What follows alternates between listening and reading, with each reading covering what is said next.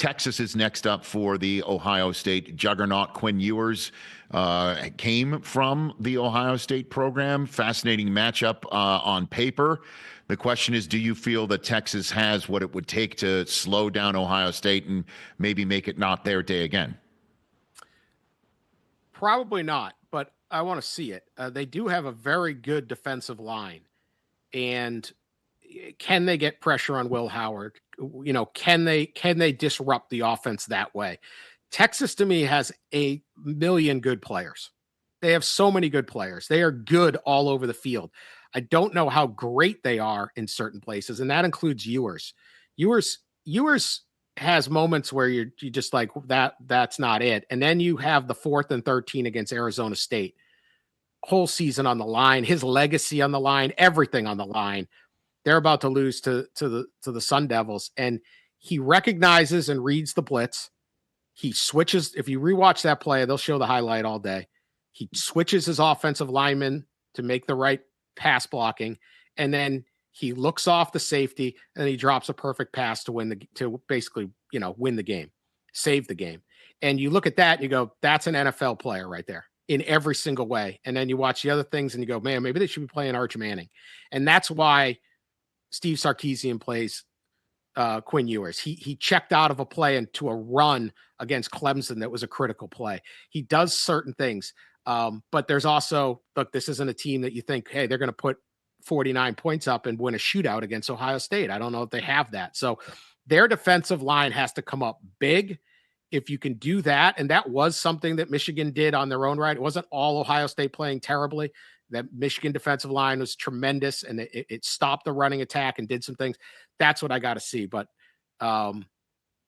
if Ohio State is at all cylinders, they're going to be fine. If Texas can be Buster Douglas, who coincidentally is from Columbus, Ohio, then they're going to have to play a whale of a game. Well, I mean, you mentioned how many good players Texas has. You could make a case one of their best players is standing on the sideline. I mean, throw an Arch in this mix too. I know you got two quarterbacks, you don't have any, and I know behind the scenes, Quinn Ewers is getting advice from some people in NFL ranks to say maybe you should stay in college, and thus he would know he'd have to get in the transfer portal because Texas is going to move to Arch next year. And I know that that's a lot of stuff playing behind the scenes, but uncorking Arch on Ohio State, where you can't game plan for it, or you do your best until you get see him. Maybe that would be an interesting semifinal twist. What do you think, Dan? They have used him for his legs. He's a terrific runner, and if you haven't watched that, he's played some games. You would not believe that he's Peyton and Eli's nephew. Yes. Nice. Yes. A Manning, wheels on the Manning, but Cooper was a college receiver until he got hurt, and then he Arch credits his mother for his athleticism, so it's very funny. But they did not use him against Arizona State, and so it's an interesting. And then you have this really interesting dynamic. You have a guy in Quinn Ewers who's now led Texas to a 4-team playoff last year and the Final Four this year, and they won the Big 12. They made the SEC championship game. By all accounts, incredibly successful college career, and probably about 60% of the fan base and 100% of the 99% of the reality is, yeah, you need to hit the transfer portal or play so well in these last two games that the NFL says, yeah, we'll take you.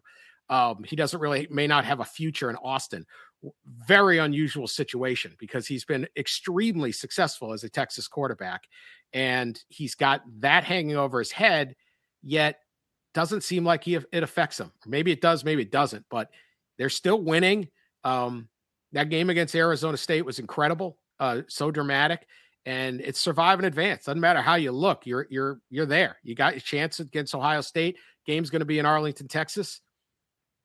Texas doesn't back down from anyone. Like I said, they have really, really good players at every position on the field. I've watched them twice live this year, and they're just a really good football team.